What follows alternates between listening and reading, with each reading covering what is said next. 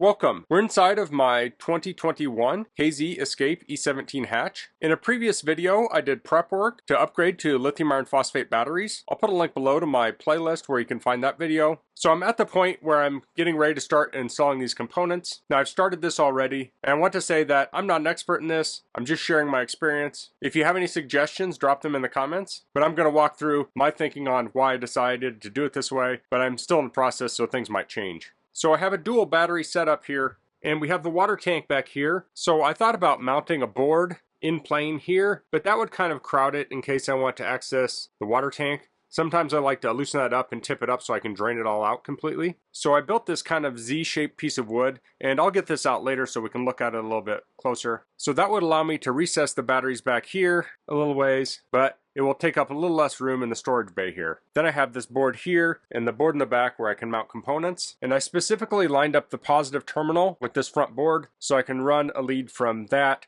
to the fuse to a switch that will go here. So the switch will mount probably right around here, so I can lift up the hatch for the bed and turn the batteries off. And then I'll probably mount the shunt in the back so I can run the negative to the shunt, and then I'll have bus bars and things. So I'll go over that later. But one thing I want to point out is nothing is straight, nothing is square on this thing. So it's really kind of weird to work with all of this. So I made this panel here a little bit taller so I could potentially screw it to this bed brace. I made the panels on this side a little bit shorter, and these are cut with the table saw, so they're very precisely cut, but boy, it's kind of hard to see at this angle. But you can see this panel in the back would clear this here, but in the back it would hit it, meaning this is sloped down or the floor is sloped up or something. So something's out of level. Now, I don't have the camper leveled right this second, so I can't put a level on it, but I think that's opening up a can of worms. I know the floor's not flat, there's dips in it and such, and this is not a very old camper, but I do want to be able to remove this, so I am going to trim a little bit off of that so I can slip it in and out of here a little bit easier. Now, another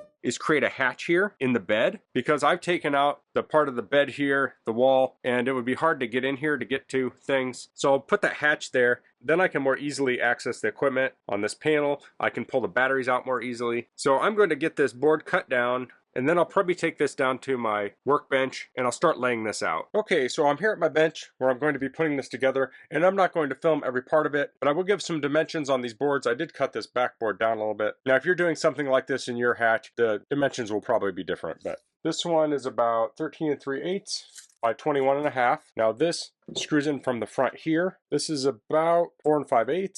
This other board is 14 1/2, and these are 18 5/8 tall. So I attach these with 4 GRK 2.5-inch finished trim screws. Now these aren't the strongest screw you could use here, but I think they're going to be strong enough, and I sank them below the surface so they're not snagging on anything. So I have my 2 batteries here. I don't have them hooked up because I've been moving them around, but I'll go over the different components and where I think I'm going to place them. And I will say, if you find this video helpful and you want to purchase any of these things, I'll put a link below to everything I'm using if I have a link. And if you use those links, it helps me out a little bit and doesn't cost you anything extra. So this is a Blue Sea 9001E battery selector switch. So this is so you can hook 2 different batteries up to 1 output. So if we look in the back, we have input 1, input 2, and output. So I'm not going to be using it like that. I'm actually going to be using it differently. I'm going to hook 1 up to my solar input and 2 up to the RV power, or actually the positive bus.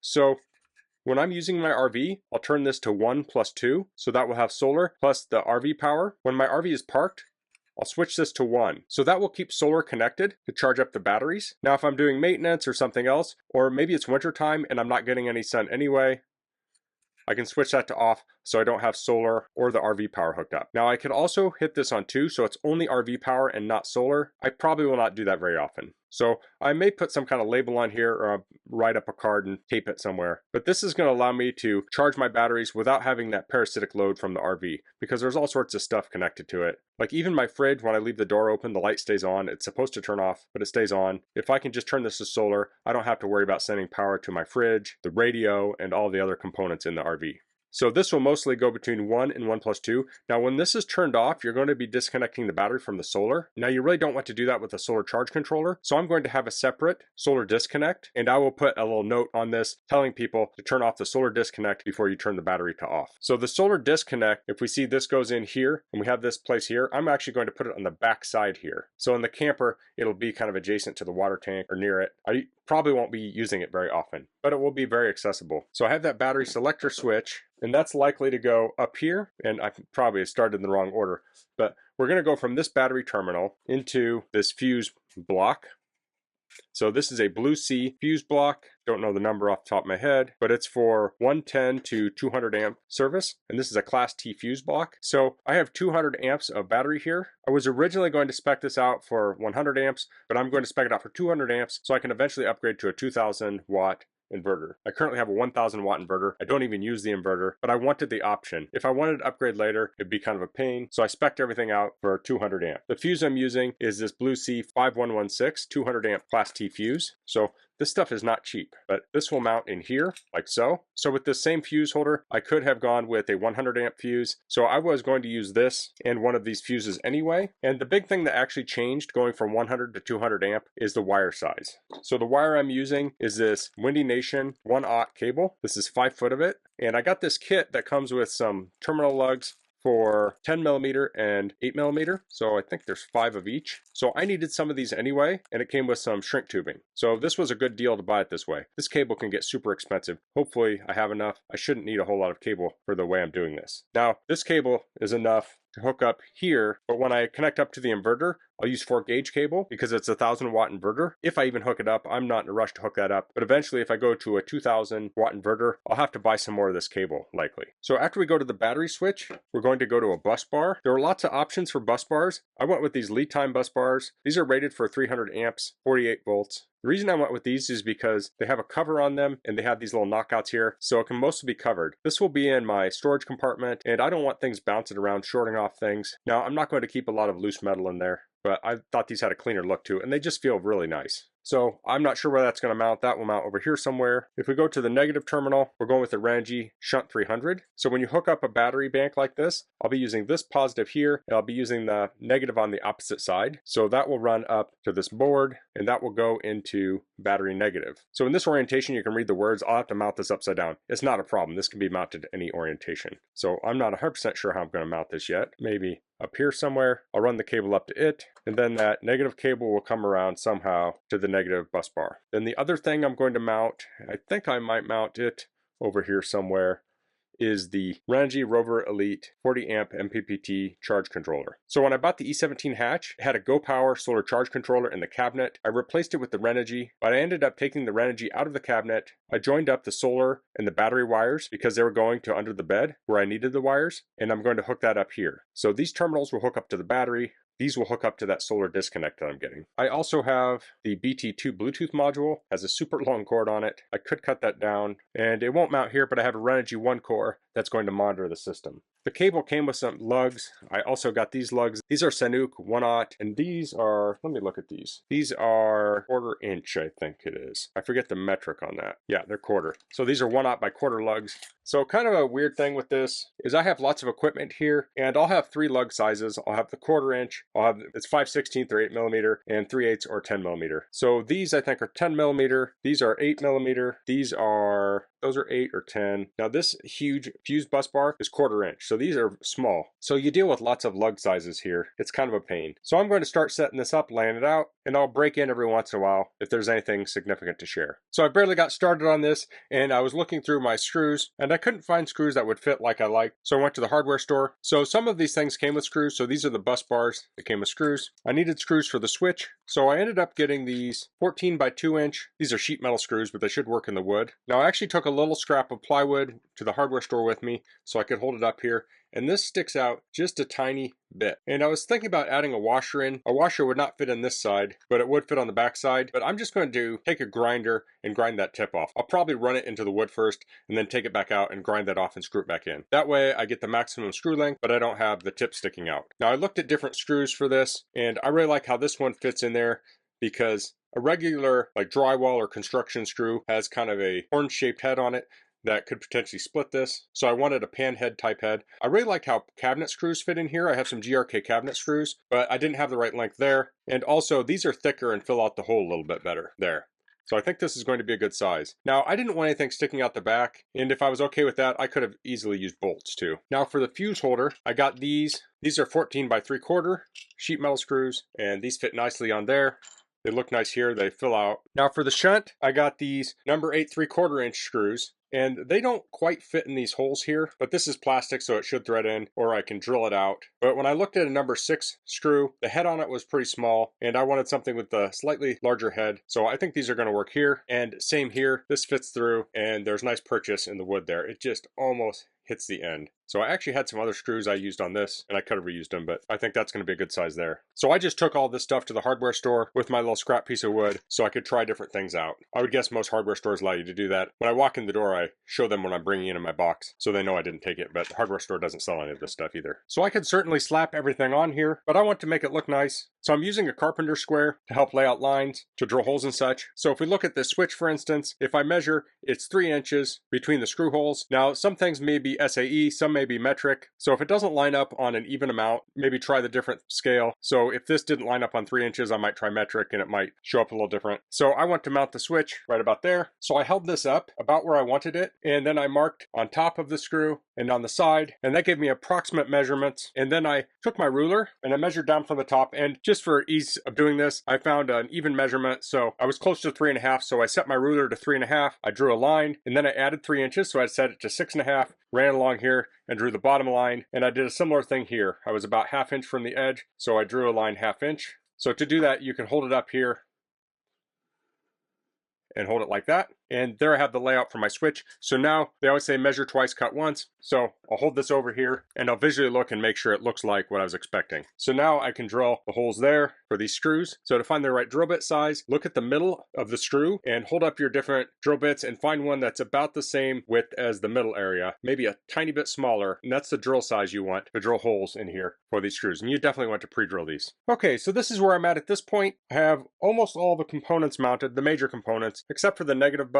I'm sure there's probably a better way to do this, but you have to start somewhere. So I'm going to have a cable going from the positive terminal here to the fuse. The fuse will come out here and go to the bottom terminal of the switch. It will come out of input 2. So this says 1, but the terminal is on the back side here. So that will come out the bottom and go to our positive bus. And this should be pretty much in line with that terminal. So this will have to curve. Actually, I don't know if I'm going to come out this way or come out this way.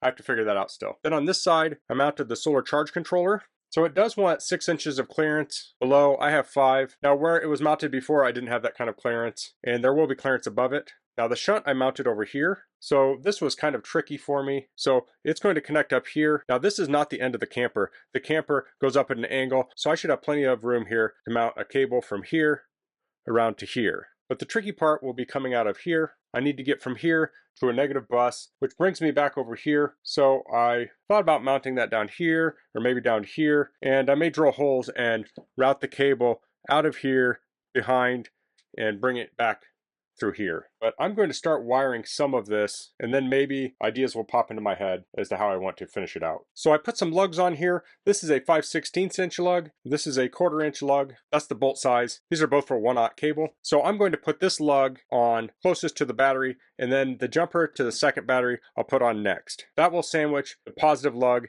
in between this battery and the cable to the second battery. Now there are torque specs for a lot of these fasteners. I couldn't find any on the battery, but there are torque specs for the terminal block. So I think that was 8.13 Newton meters. I looked on some different batteries and it had like maybe 7.7, 8. There were lots of different variations, but if you have different batteries, it might have some torque specs. I couldn't find them for these. So I have the battery butted up against here. So I'll measure this distance with the cable itself, and I'll cut it and I'll capture these terminals. Now there's a little bit of leeway here for this to move and a little bit of leeway this way. So I don't want to make it too short. That could be dangerous because if something were to shift, it could pull on it. So I'll probably maybe tilt this out this way a little bit and tilt this way and give it just a tiny bit of slack. But you do want it short. I saw some marine regulations that say they want that within 7 inches. And here we are, easily going to be within that. So I'll get that crimped up. Okay, so I have my first connection crimped. So I'm using these AMZ CNC hydraulic crimpers, and they come with these different dies, and these are metric dies. So these are for the 1/0 cable, and when you crimp with these, it doesn't crimp it tight enough. So you have to go down a size. So I have in the 2-gauge crimp dies, and that crimped it a lot better. So now I'll have to put some heat shrink on there, and this terminal will be ready to go. Now you can see the cable's kind of curving this way. It had a natural curvature to it because it was in a roll. So I'm actually going to use that to my advantage when I put it in. So I checked the way it was going to curve, and I oriented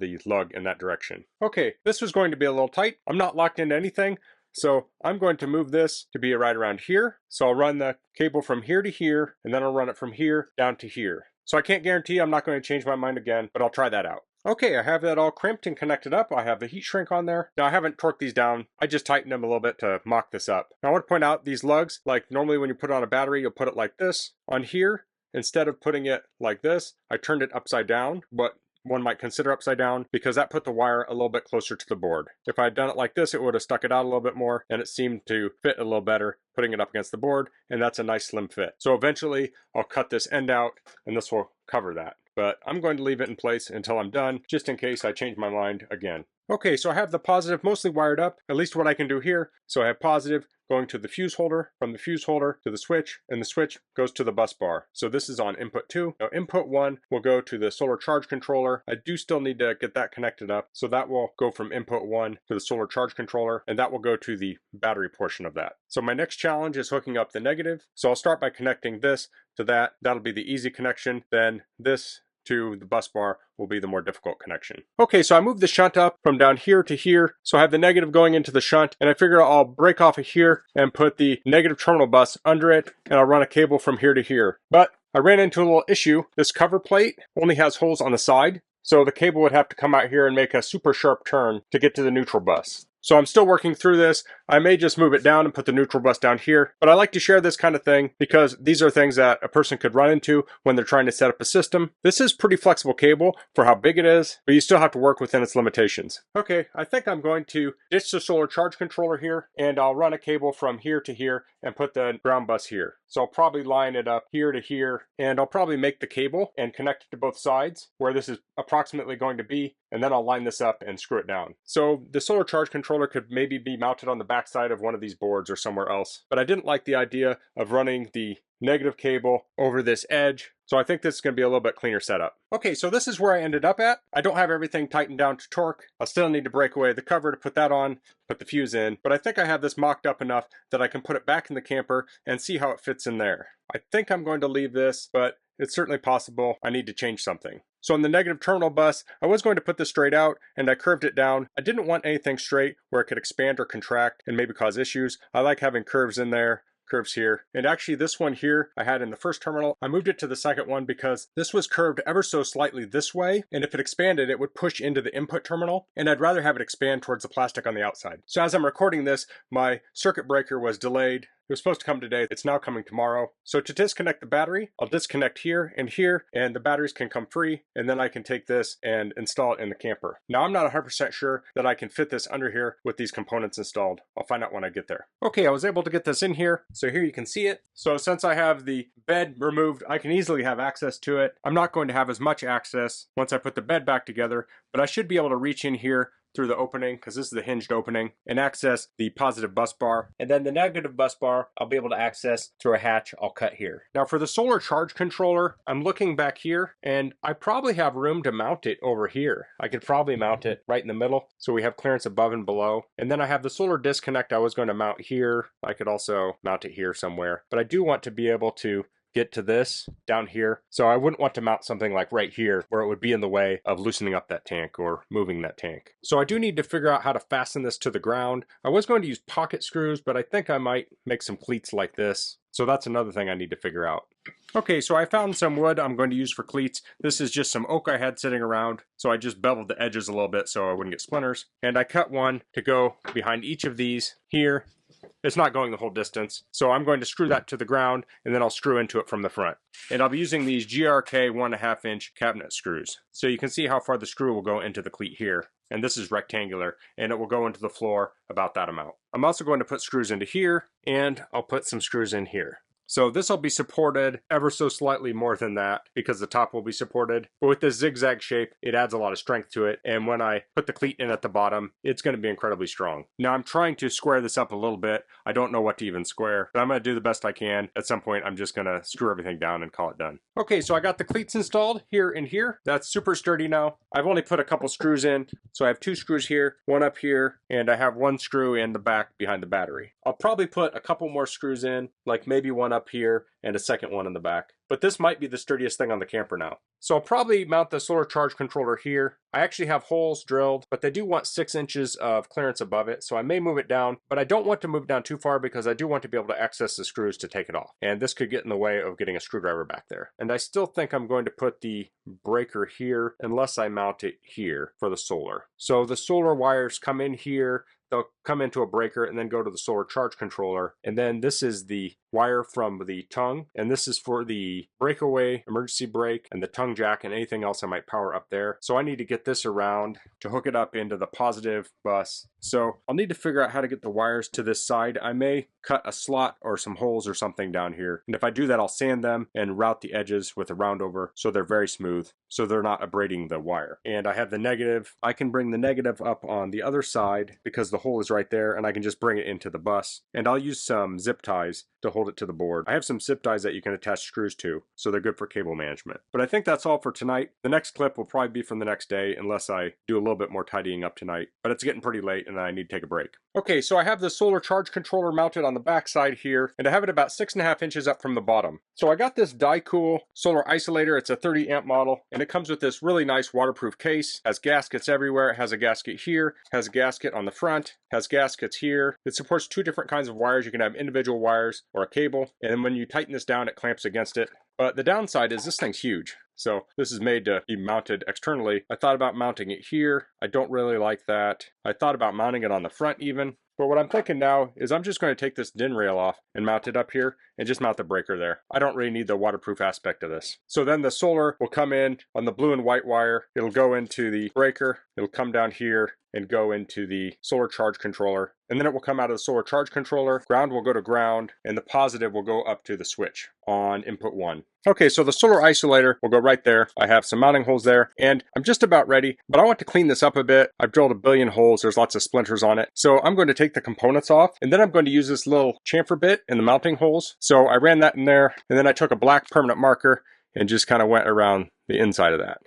Now there's a reason I'm doing this is I'm going to sand this down a little bit, and I don't want to forget which holes I'm actually using. It may seem like I could remember, but I've certainly had that issue in the past. I am going to drill a hole here to run the negative cable from the solar charge controller through, and I'm going to take my compact router with an 1/8 inch round over bit and round over any corners I can easily round over, and round over the inside of the holes I make for cables to go through. I'm not looking for perfection here, just cleaning it up a little bit before I install it. Okay, so I have this cleaned up a bit. I rounded over the edges, I sanded it. It's not perfect, but it's a little bit cleaner. Now you may notice this little groove here. I had this idea of using a pocket hole jig to drill a diagonal hole through to run a cable through, but then I forgot that there's a brace on the back side, so that was not going to work. But there's lots of different holes as I was mounting things. Who knows, maybe those holes will get used again in the future. So I'm going to go get this installed. I'm going to mount the components back up, maybe for the final time. And this time, when I put the cables on, I'm going to make sure I torque them to spec. Okay, so I'm back out at the camper, and I want to show you a little side project I worked on while I was waiting for the solar disconnect. I added a little hatch here that's going to give me easier access to the batteries, because right now I have this panel removed. So to build this, I actually took the whole panel out. I could have cut it in place, but it would have created a lot of dust. So I took it out. So there were screws around the perimeter, and then there were screws behind the carpet there. So I just used a little pry bar to pull it back about an inch or so, and I could get to the screws. The tape here shows where those screws were. Now, one weird thing about how they built this is there is a rail along the back, and that carpet was actually between the wall and the rail. So it was held captive back there. So I lifted it up and I just cut it. So it's no longer attached. So if you actually wanted to remove this, you'd actually have to take off the outside paneling to pull that cleat off because it's screwed from the outside. But by cutting it, it's separate and no one will notice. Another thing I want to say is that this here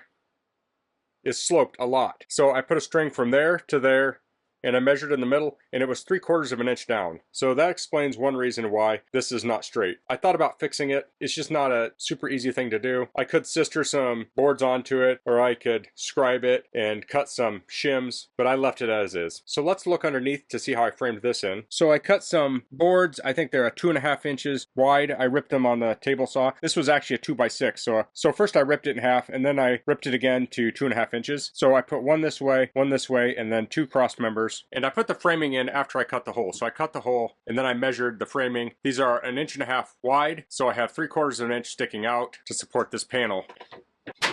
that will go in like so. Now I didn't put a hole in it to lift it up. I don't know that I'll access this that often. It might rattle a little bit, I don't know. But I may put a screw on either side and actually screw it down if it's bothering me. Otherwise I'll just leave it like it is. Also took a sander and sanded these edges down. Oftentimes on campers, these edges are splintery. So without the reinforcement, this was pretty flimsy, but with the reinforcement, it's a lot stronger. There's probably way more screws in here than the whole bed has. So you can see I put them about every 4 inches around the perimeter, and I put some in here and here. Now, I don't have any connected in the back. I could toenail some in, and I may do that later. I wasn't sure if the panel would fit once I got this in, but I was able to get it in pretty easily. It also lets a lot of light in so I can see while I'm working. So as I said before, I'm going to mount everything on here, and I'll pop in every once in a while to show progress. Okay, so I have the shunt and the distribution bus mounted. So I put the lug on the terminal, and one thing to point out, it may be obvious, it may not, is that this attaches with a lock washer and a nut, and you want the lug directly against the bar. You don't want the lock washer in between the lug and the bar, because you want maximum contact between the lug and the bus bar. So we'll have the lug on, then we will put the lock washer on,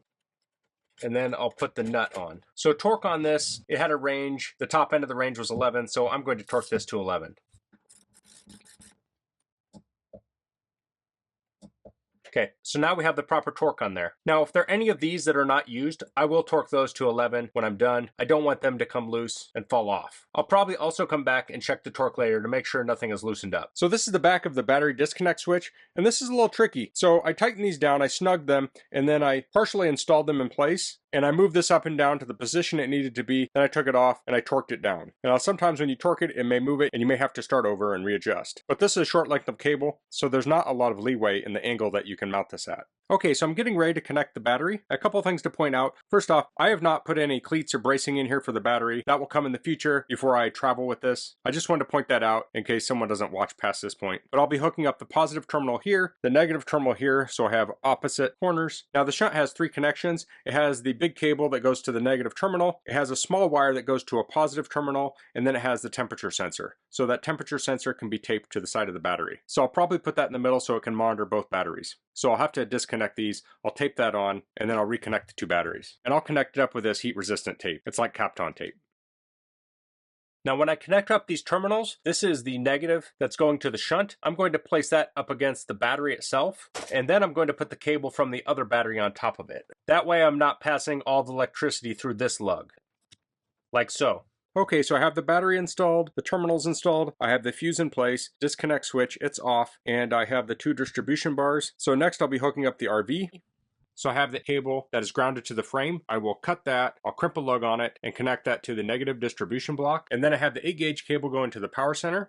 That's going here. I'm going to put the split loom on it, and I'll route it here through this hole up to here. I'm also going to attach it to this with a cable tie. I don't want it flopping around over here. Okay, so I have the positive and negative hooked up. So I have the loom run back here. I attached it here. So then it's running through here, and I put this heat shrink tubing on here. This is some I had that I don't think has glue in it. It came with my 1/0 wire, so I figured I'd use it up by putting it on the split loom. So then I hooked the negative up here. I have the fuse installed. I broke out the little plates here so the cover would fit on. Now it should turn on. So 1 will be connected up to solar, but 2 will be the RV, so if I turn it, we should have power.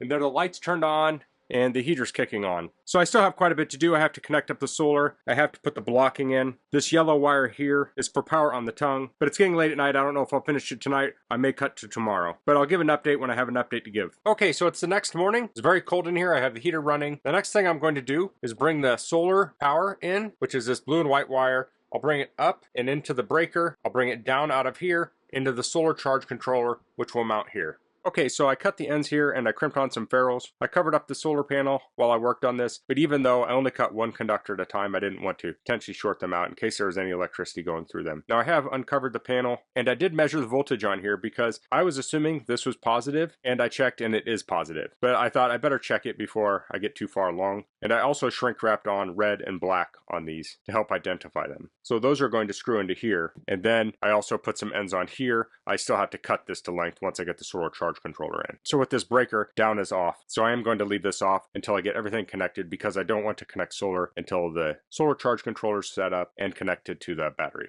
Okay, so I finished wiring in the solar charge controller. I mounted that blue and white wire up here. I ran it into the disconnect. I ran that out to the solar charge controller. I also mounted the Bluetooth module up here and plugged it in, and then I ran the positive and the negative to the front. So the positive's going through here, the negative's going through this hole. If we look here, it's coming in and going up to the switch. So on the switch, 1 is solar, 2 is the RV. So I had it on 2, supplying power to the RV. I moved it over to 1 plus 2, and it added on the solar to the battery, or connected it. Now it didn't disconnect 2 when it did that, so I can switch back and forth between these two, and we'll still have the continuity. Then I ran the negative from the solar charge controller to the negative terminal bus. Now I just used the wire I had because I snipped it, but I did put the heat shrink on there on all of the ends to identify positive and negative. So next I'm going to terminate the end of this and connect it to the positive bus. This is the wire that powers the tongue jack and the breakaway brakes. Okay, so I got that wired in and I put the covers back on the bus. So electrically everything here is set up. Okay, so I took some scrap wood